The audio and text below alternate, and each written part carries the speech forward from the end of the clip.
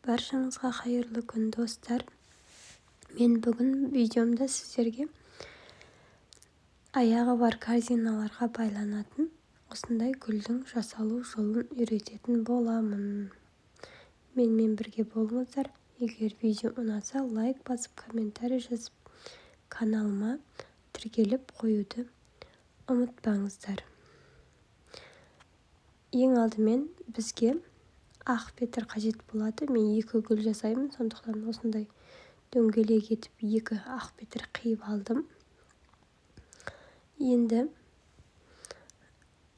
астынан, осы ақ петрдің астынан өзімізге керек түсті лентаны ыстық клей арқылы осылай жабыстырып аламыз. Және бетіне гүліміздің жапырақтарын 5 штук осылай айналдыра орнатып, ыстық клеймен жабыстырып алатын боламыз. Және үстіне 2 штук пион гүлін, немесе өзіңізге ұнаған кез келген гүлді осылай ыстық клеймен қатқанша күтіп жабыстырып алатын боламыз. Сол кезде бізде осындай әдемі байлайтын гүліміз дайын болады.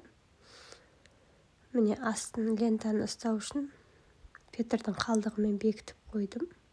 Жиегіне 5 штук жапырақ және 2 штук гүлден салдым.